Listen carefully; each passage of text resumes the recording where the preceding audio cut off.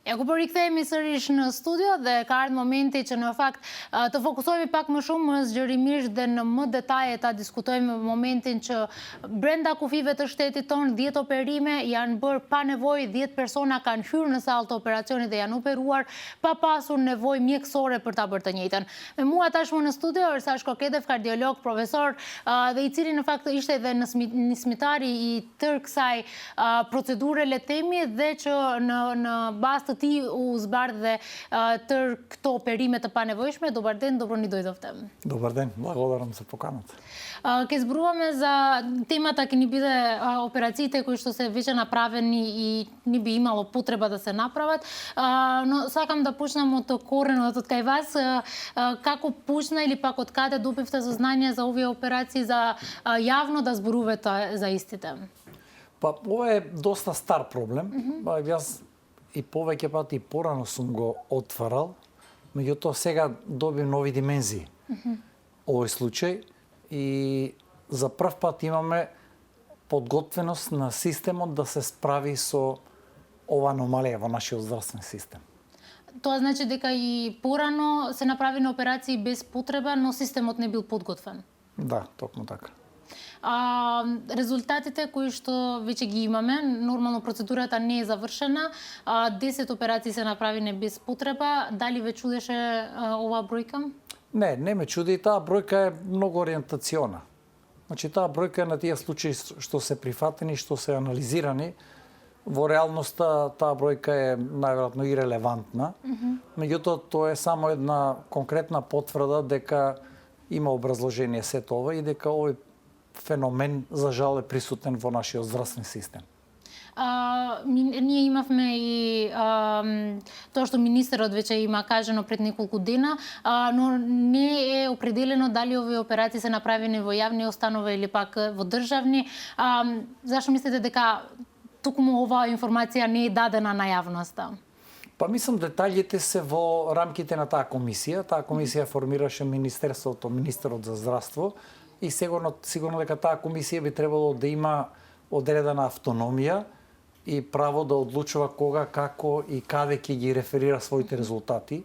Јас сум надвор од таа комисија. Таа е комисија составена од експерти од соодветната област, тоа се интервентни кардиолози, кардиохирурзи, васкуларни хирурзи и од јавното и од приватното здравство.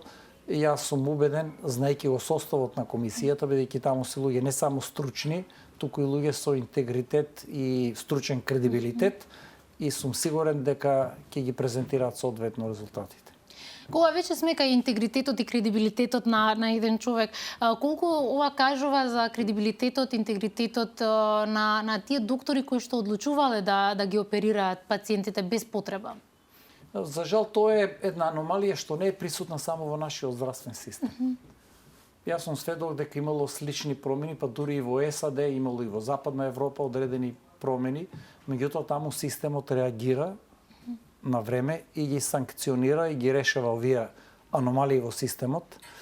Кај нас се лично сметам малку проблематично тоа што е премногу пролифериран приватната инвестиција во здравството. Лично сметам дека е тоа можеби една од причините и нормално секој кога инвестира бара повраток соодветен. А мојот личен став како лекар е дека во здравството не може бизнис да има. Ако има бизнис, тоа здравство не е соодветно. Не случајно во САД, например, болниците во главном се непрофитни организации, ги носат имињата на Сент Лукс болница, Методист хоспитал и такви други организации кои што не се ориентирани кон бизнис, кон профит. И сметам дека тоа може би една од причините за оваа аномалија. Кога зборуваме за приватните установи, здравствени установи, имаме многу од нив со различен карактер и така натаму. Гледаме дека граѓаните знаат да веруваат и на државниот и на јавниот. Дали тоа овој момент треба да ни каже дека можеби треба да се свртиме малку повеќе во државните установи? Мојот личен став е дека треба да го развиваме и да инвестираме во јавното здравство. Бидејќи во приватното здравство кадарот во најголем дел од случаи доаѓа од јавното здравство. пред се од медицинскиот факултет во Скопје, тука се едуцирани најголем број од тие стручњаци, тука специјализирале и потоа преминале во приватното здравство. Тоа е сето нормално, таа флуктуација на кадрот е нормална и таа би требало да води кон подобрување на квалитетот. Меѓутоа, предоминантната улога на бизнис аспектите, мислам дека малку го намалува квалитетот. Меѓутоа, кога сме тука кај вашето претходно прашање, комисијата што е формирана од Министерството за здравство анализира случаи не само од приватното здравство, тука се анализирани случаи од јавното здравство и мислам дека тука нема да има селективност. Треба да бидеме сигурни дека на граѓаните ќе им понудиме соодветен здравствен систем во кој што ќе се осеќат безбедно. Кај и да одат, треба да се осеќат безбедно. Кога се навративме кај комисијата, дали ова состојба е доаѓана од можеби мала контрола и на јавните и на приватните установи? Многу добро прашање и добра констатација. Сметам дека контролата е суштината. Министерството за здравство издава дозволи на секои здравствени институции, и на јавни, и на приватни. Значи, дозвола за работа. Кога Министерството издава дозвола за работа, треба, и мислам дека е нормално, да има контрола на работата на тие институции, и Министерството си формира комисии, бидејќи тие издава дозвола. Не може да чекаме некој од страна да му формира комисија на Министерството. Значи, тоа е во ингеренциите на Министерството за здравство. Тоа е првиот аспект. Вториот аспект е фондот. Значи, плаќачот на услугите, сметам дека мора да има контрола каде плаќа и колку плаќа и да ги анализира тековите. Значи, не може да кажеме еден тип на операција кој што бил пред 15 години, 20 години, одреден процент од тие интервенции, да пролиферира во невидени рамки во последните неколку години. И да кажеме, ние имаме дуплирање или триплирање на одредени интервенции, зборувам за македонски осигуреници. Тука не ги сметаме приватните пациенти. Значи, нашата популација, ние отприлика знаеме кој е процентот на тие на кои што може да им се прават одреден број на интервенции, ги знаеме и светските текови и стандарди, и од тие причини фондот, лично сметам дека треба многу по-сериозно да контролира каде плаќа и колку плаќа, бидејќи, видете, имаме и приватни осигурителни компании. И јас сум сигурен дека ниедна приватна осигурителна компанија во здравство, без разлика дали е домашна или меѓународна, нема да ви покрие ниту една интервенција ако претходно не провери дали е оправдана таа интервенција. Сигурно тука се исклучени акутните интервенции во кои што пак има проверка. И тоа има многу ригорозна проверка после интервенцијата. Значи, ќе се дозволи да се направи таа акутна интервенција, да не се изгуби време во однос на потребата на итноста, меѓутоа, после тоа, секоја осигурителна компанија, па тука мора да биде и нашиот фонд, мора да има соодветна стручна комисија. Овде не може фондот да се повикува на државен санитарен или не знам каков инспекторат. Значи, тие колеги што работат таму не се компетентни да вршат евалуација на овие случаи. И од тие причини Министерот за здравство формираше на компетентна комисија на соодветни експерти. Ова комисија е формирана адхок сега во моментот за овие операции, но дали мислите дека треба да има комисија која што од секогаш ќе провери и ќе биде голема комисија, ќе ги провери и јавните и приватните установи? Сигурно. Тоа е излезот од оваа ситуација. Бидејќи ова е проблемот што го отворивме, како и да, значи се отвори овој проблем и сега треба да го решиме овој проблем. Решавањето на овој проблем е токму овој правец. Треба сите да најдеме начин да ја подобриме контролата. Значи, Министерството за здравство ќе си продолжи со соодветна контрола која болница што работи. Бидејќи Министерството за здравство мора да контролира што се прави во таа болница, не само кај осигурениците наши, македонски, туку и на странски пациенти и на приватни пациенти, бидејќи мора да знаеме дека секоја институција мора да практицира медицина базирана на докази. Тоа е од страна на Министерството. Второ, од страна на фондот. Исто така, тоа фондот треба сам да се одлучи на кој начин ќе ангажира соодветна комисија. Тука е вклучена дури можноста да се вклучуваат и независни експерти од околината, од странство, од домашни институции кои што не се директно инволвирани во тој процес и тука е сигурно дека тука не треба да бидат вклучени представници на институции на кои што фондот милионски суми им плаќа годишно. Значи, суштината е во контролата. Ако имаме добра контрола пред се од фондот и од Министерството, тогаш ова нема да биде значаен проблем. Значи, фондот треба да добие една друга надлежност, многу важна надлежност, не само тоа што плаќа за сите интервенции или пак потреби. Ние ќе зборуваме малку повеќе и во етичкиот димензија, пошто можеби во вести секаде зборуваме за 10 операции, како е можно ние да имаме, ама забораваме човечкиот момент, што тие пациенти добиле вест дека треба да се оперираат. Сите лекари, кога почнуваат со работа, ја зимат или заклетвата на доктори, на тоа дека ќе бидат добри доктори. Како се заборава оваа заклетва, како одат годините, за да еден лекар да упати еден пациент за операција? Без потреба. Тие се базични етички критериуми кои што се вклучени во Хипократовата заклетва, која што учиме уште како студенти. Меѓутоа, со тек на време, некако најверојатно избледуваат тие сеќавања. Меѓутоа, уште еднаш ќе повторам, ова не е само пример кај нас. Значи, оваков проблем се соочуваат и во регионот наш, меѓутоа и пошироко се соочуваме со овој проблем. И неодамна, тоа беше втората половина на септември, се објави една за мене фасцинантна студија на еден многу релевантен кардиолог Ерик Топол, кој што презентираше дека суштината во нашата пракса, ма и генерално во медицината, повторно се враќа на почетокот на животниот стил. Значи, животниот стил и превенција.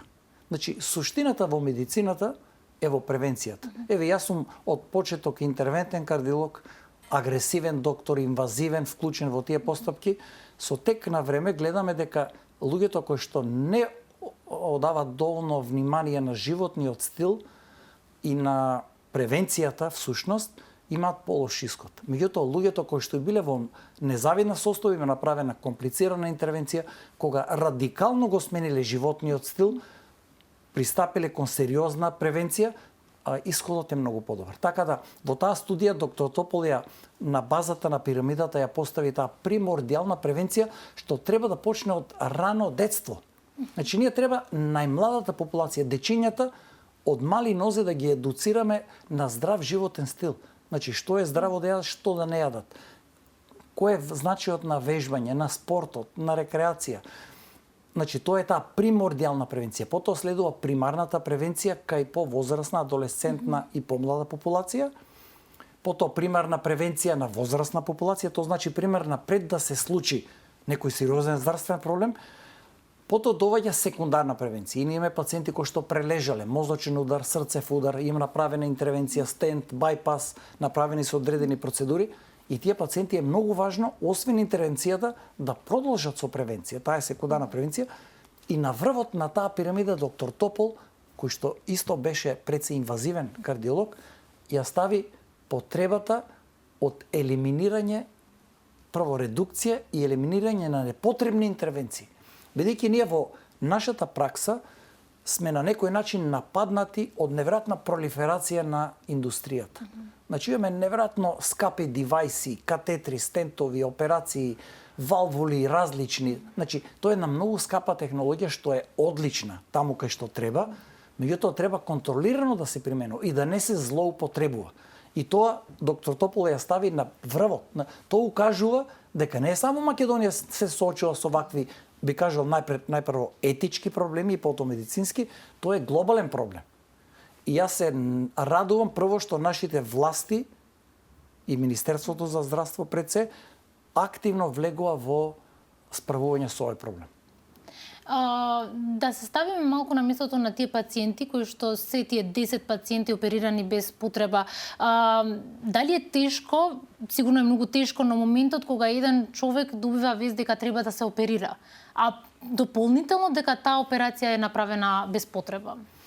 Значи, јас се надам дека брзо ќе излеземе од оваа непријатна ситуација во државата, меѓутоа многу е важно да ја вратиме довербата. Во меѓувреме многу е важно пациентите да си изградат една, би кажал, здравствена култура на соодветна консултација. Значи, ја ворете кај сакат да си бираат матичен лекар, соодветен специјалист, приватно, јавно здравство. Тоа е многу важно да се консултираат.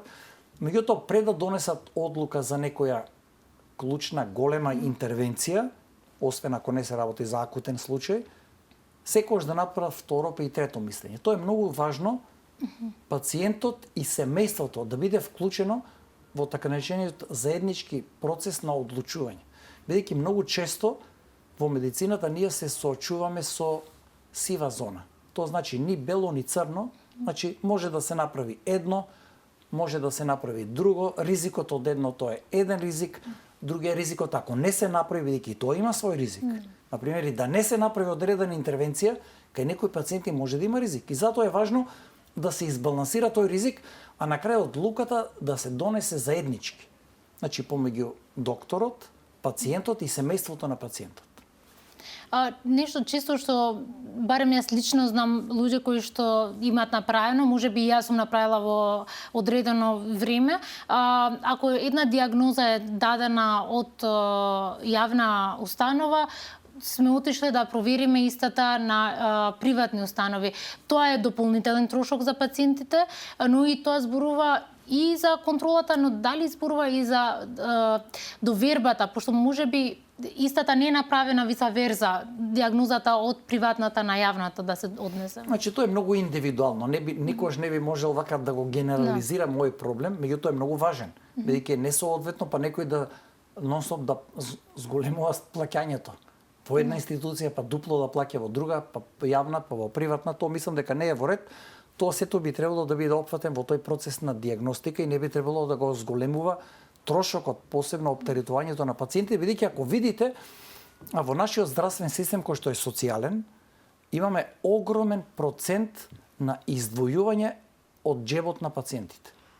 Пациенти кои што цел живот плаќаат осигурување и потоа без разлика што цел живот плаќале, кога ќе им притреба некоја медицинска консултација, интервенција, треба од џеб да платат. Тоа би требало системот да го редуцира и да го намали тој проблем и да не ги ограничуваме пациентите. Пациентите може да одлучат кај ќе се консултираат. Тоа треба да биде нивна одлука. Ја не би можел да кажам не одете во приватните, бидејќи во приватното здравство имаме многу добри доктори, имаме многу врвни експерти кои што во некои сегменти ги немаме во јавното здравство и обратно.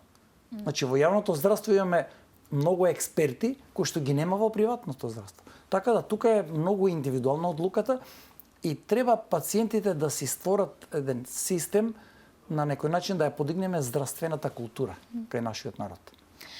Ке направам мала споредба со судскиот систем. Имаме 2% за жал доверба на судскиот систем. Дали сме на некој таков ризик во здравствениот систем? Мислам не. Мислам, можеби сум субјективен бидејќи доаѓам од ресорот здравство. Сметам дека во здравството имаме поголема доверба.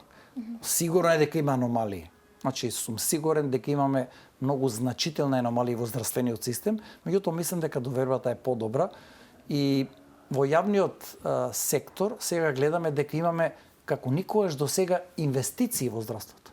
Јас да не сгрешам, меѓутоа мислам дека околу милиарда евра се одвојува буџетот за здравство. Да не сгрешам, не ја знам точно бројката, меѓутоа знам дека е како никогаш до сега се одвојува. Кога владата одвојува толку средства во здравството, ние сите што сме делови на тој систем, треба да направиме се за да ја оправдаме таа доверба и тие средства да се искористат на најсоодветен начин. Ако мене ме прашате лично, најголем дел од тие средства треба да бидат усмерени кон превенцијата. Значи, кон превенција и рана дијагностика таму кај што може. Сигурно дека треба да се развие во соодветните врвни третмани на најтешките болни, се соочуваме со сериозни предизвици, меѓутоа акцентот да биде ставен на превенцијата. Ке се навратам малку во вашето секојдневие. Вие работите секој ден со еден од најважните можеби органи на нашето тело. Колку е важно, колку се важни операциите во срцето и тие да бидат точни, коректни и плюс да се во систем на етичкиот дел? Че генерално кардиоваскуларната медицина во Македонија е извонредна. Тоа е факт од стручен аспект. Значи имаме извонредни центри, пример водечки центар за интервентна кардиологија и кардиологија воопшто е на Универзитетската клиника на кардиологија при Медицинскиот факултет во Скопје. Имаме две одлични кардиохируршки институции, тие се приватни, тоа е Систина и Жан Митрев клиниката. И имаме државна кардиохирургија што е во склоп на истиот објект кај што е македонската кардиологија во јавната здравствена установа клиника за кардиологија.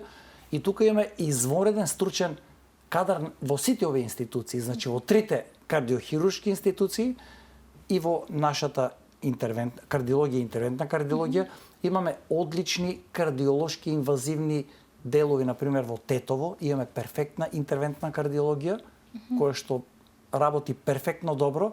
Потоа имаме одличен центар во Охрид, има центар во Штип, во Битола. Во Битола имаме еден перфектен центар кој што навистина нуди соодветни услуги на тој регион, меѓутоа тоа вмрежување некако уште не ни е баш оптимално. Например, ние уште конкретно пациентите од прилеп со инфаркт не можеме уште да ги канализираме према Битола. Пример, тоа нешто што е најблиско. Например, доаѓаат повеќе во Скопје, некои на друго место можеби одат. Значи тоа вмрежување треба да го подобриме, инаку секаде имаме одлични центри. Сега може и да скокнав некој, може да сгрешив, ако промашив некој. Суштината е дека имаме одлични центри. Треба да се соодветно тие координираат и да имаме една заедничка стратегија за која што јас предложив неодамна, мислам тоа многу одамна го имам предложено, да имаме така наречен срцев тим, heart team, во кој што ќе бидат вклучени кардиолог, обичен неинвазивен кардиолог, инвазивен кардиолог, кардиохирург, анестезиолог и васкуларен хирург. Значи тие 5 специјалности треба да се дел од едно тело кое што континуирано ќе ја следи активноста на секаде во државата. И во јавните, и во приватните институции. Во тој тим треба да учествуваат представници од секаде. И тој тим треба да работи независно и треба да биде отворен. Значи во тој тим може да учествува било кој доктор што е од кардиоваскуларната медицина да дојде со конкретен случај и да излезе со заклучок како предлог од тој heart team. Значи во тоа што секоја институција си има нешто слично, многу е важно да има едно независно супервизорско тело кое што ќе им гарантира на пациентите, и вие што го велите ова за довербата. Кога граѓаните ќе знаат дека има еден таков тим кој што им гарантира дека не постои една болница која што е затворена. Не може да има држава во држава. Болница што не прима инспекција, не прима контрола, не признава комисија. Викаат кој е тој министер сега? Сегашниот да ни кажува нас комисија. Значи тој министер им дал дозвола да работат. И не може да го доведуват во прашање неговиот избор на комисија. Значи со еден збор стварањето на таков heart team, ја мислам значително ќе ни ја подобри состојбата во кардиоваскуларната медицина. Кога сме кај подобрување на системот, освен heart team, што би требало општо во здравствениот систем да се промени за да имаме подобар здравствен систем и повеќе доверба на истиот? Здравството е еден од најтешките ресори. Значи, многу широк. Значи е многу тежок ресор. Да не одиме подалеку, видите например во САД. Низ какви се предизвици проаѓа здравствениот систем од претходните неколку председатели па до сега. Значи колку транзиции проаѓа. Потоа видите го британскиот систем. И сега кога сме патем кај британскиот систем, во британскиот систем нема приватни здравствени институции. Значи е таму националниот здравствен систем контролира се. И националниот здравствен систем е таков што, например, за обична една хронична состојба може да чекате 6 месеци за ехо на срце. Меѓутоа, не де Боже, ако имате некоја ургентност или некоја малигна состојба, самиот систем ќе ве повлече, од дома ќе ве извади и ќе ве донесе на третманот. Според мене, тоа е еден систем кој што и покрај слабостите што ги има во моментот, што треба нешто слично да се модифицира.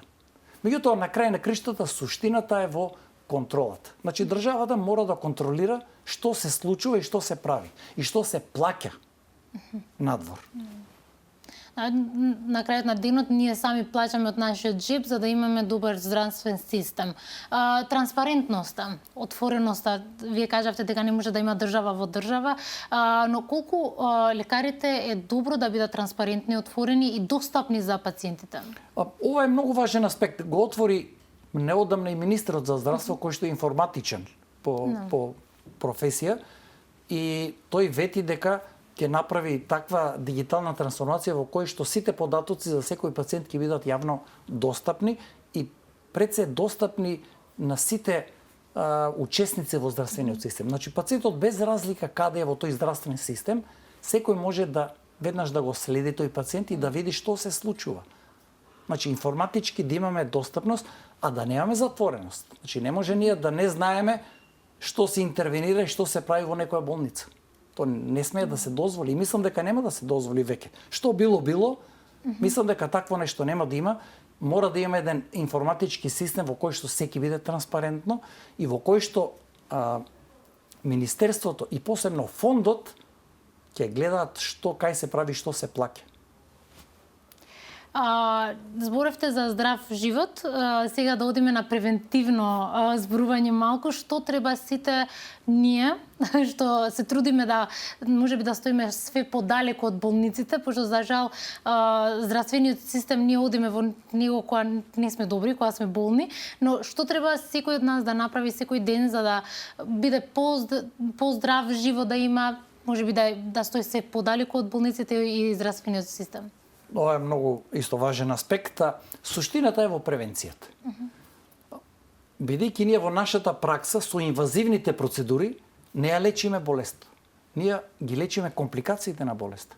Значи кога ставаме стент или кога хирурзите прават байпас или менуваат валвула, посебно кај коронарната патологија, значи тоа значи атеросклероза, поврзани заболувања, тогаш ние ги речеме компликациите на атеросклерозата. Суштината е да го успориме тој процес, бидејќи тој процес започнува од детство и неминовно еволуира до конечна форма кај некои луѓе со инфаркт или нагла срцева смрт. Суштината е да го превенираме тој процес на прогресија на атеросклерозата, а сега имаме и одлични и начини на кои што да го правиме. Првиот начин дефинитивно е најдобриот и животниот стил. Тоа значи внимавање на исхраната, внимавање на ризичните фактори како што се шеќерот, покачениот крвен притисок и холестерол, физичката активност, што е недоволната физичка активност е сама по себе ризичен фактор. Значи мора да створиме култура од мали нозе кај дечињата дека треба да имат регуларна физичка активност. И тоа нешто треба да им стане навика и тоа е најдобрата инвестиција. Најдобрата инвестиција е во превенцијата. И ако развиеме таков систем, ние нема да го елиминираме проблемот на срцев удар или мозочен удар, меѓутоа сигнификантно ќе го намалиме. И после тоа, кај тие кај кои што треба, има одличен и медикаментозен третман, значи неинвазивен со соодветни лекови. Сега имаме многу и генерички ефтини препарати кои што се достапни во третманот и на холестеролот, и во покачениот холестерол, и во третманот на шеќерната болест. Значи, многу рано диагностицирање и соодветна терапија ги намалуваат компликациите. Колку време физичка активност? Јас лично не би сакал многу да, бидејќи има во препораките и минути, не знам, 50 минути неделно, ваква активност, таква. Лично според мене треба секој дневно да има активност, да си пешачи, ама да не биде многу тоа пензионерско, нога за нога одење. На моменти не мора да се трча, а може малку да се забрза, па да се успори, да се испоти човекот. Значи, малку да го оптерите организмот, не треба многу, зависи од индивидуалниот профил ризичен на пациентот, меѓутоа според мене секој ден треба да има одредена активност. Во пешачењето е можеби поединечно најдобрата форма на активност. Ние сме при крај на нашиот разговор и ако би можеле многу да зборуваме особено за здрав живот, но дали има нешто што би требало и многу е важно да се каже, а што не го кажавме преку нашето интервју? Лично е апелирал до пациентите да не бидат во паника. Значи, нашиот здравствен систем не е полош, е многу подобар и од други системи, од околината и во поширокиот регион. И мислам дека сме на добар пат и понатаму да го стандардизираме, да го унапредиме здравствениот систем и само да ја зголемиме контролата од аспект да ги заштитиме пациентите и луѓето, да знаат дека тоа што ќе го добијат во здравствениот систем, без разлика во кој тип на институција ќе одат, дека е тоа што им треба. Благодарам многу за времето, за овој интервју и се надевам дека во следните интервјуа веќе ќе дојдеме со супер резултати, со подобрена здравствен систем. Благодарам, со задоволство ми беше. Nekt unë mbyllim këtë bisedë së bashku me kardiologun I cili siç thash ka iniciuar le të themi kështu procedurën për të gjetur edhe këto 10 operime të bëra pa nevojë. Mirë po gjatë tërë bisedës tham që kjo është ndoshta pika e përfundimit të një sistemi të tillë, një funksionimi të tillë dhe të shohim se çfarë të bëjmë në të ardhmen. Ne mbyllim këtu këtë emision së bashku. Ju lëm takim nesër nga ora 15 deri në ora 16 si edhe çdo ditë tjetër. Bashkë mirupafshim.